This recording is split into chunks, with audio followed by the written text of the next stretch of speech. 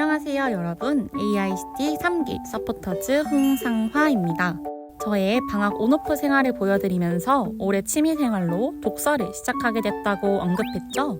그렇게 읽게 된 여러 가지 책들 중에서 여러분들께 소개해드리고 싶은 책이 생겼는데요. 화학의 눈으로 보면 녹색 지구가 펼쳐진다 입니다.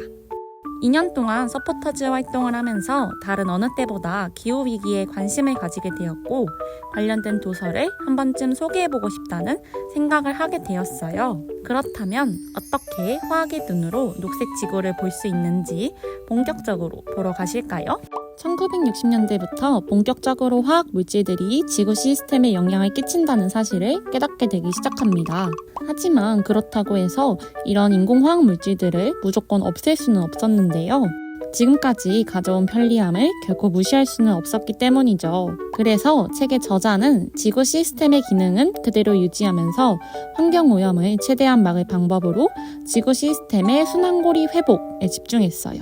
과학자들은 스스로 만들어낸 화학물질이 지구 시스템과 어떻게 연결되는지 파악해야 하고 기업가들도 생태적인 원리에 기반한 방식으로 생산 방식을 바꿔야 한다고 말이죠. 그리고는 녹색화학, 즉 그린 케미스트리에 대한 이야기가 시작됩니다. 미국의 화학자 폴 아나스타스는 그린 케미스트리란 화학 제품을 설계, 생산, 활용하는 과정에서 해로운 물질의 사용과 생성을 최소화하는 움직임이라고 정의했는데요. 실제로 윌리엄 놀스나 칼베리 사플리스 등의 화학자들이 이 그린 케미스트리의 발전에 공헌한 것으로 노벨 화학상을 수상했을 만큼 해당 분야는 화학계에서 관심의 대상이라고 할 수 있습니다. 책에서 녹색 화학의 가장 중요한 개념은 설계라고 얘기를 하는데요. 조금 더 풀어서 얘기를 해보자면 그린 케미스트리에서 중요한 원칙에 부합하도록 화학 반응을 설계하는 것을 말합니다. 가장 첫 번째 단계는 생분해되는 반응물의 사용입니다. 지금까지 대부분의 화학 물질 생산에는 화석 연료처럼 독성을 띠는 원료들이 많이 사용됐었어요.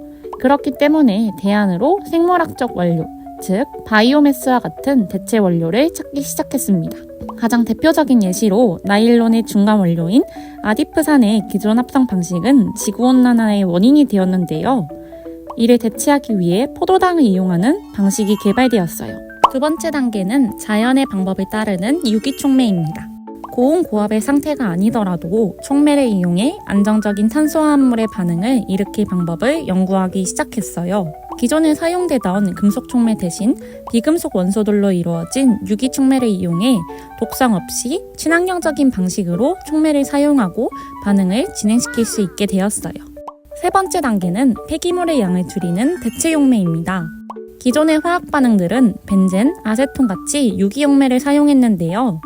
이렇게 사용된 유기용매가 이후 폐기될 때 환경을 오염시킨다는 게 문제가 되었습니다. 그래서 이를 대체할 수 있는 새로운 용매를 연구하기 시작했어요. 초임계 유체나 이온성 액체들이 대표적인 녹색 용매로 떠오르고 있는데요.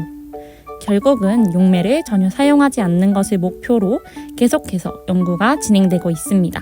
마지막 단계는 바로 폐기물량 줄이기입니다. 반응물의 전체 양 중에서 부산물, 폐기물은 적게 만들어지고 최종 생성물로 넘어가게 되는 기술 개발도 그린 케미스트리의 중요한 목표 중 하나라고 할 수 있어요.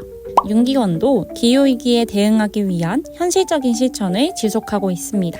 책에서도 소개되고 있는 ESG 경영, 윤기원의 공식 홈페이지에서도 상세하게 기술되어 있고 이미 이전에 서포터즈 분들이 여러 번 소개한 내용입니다.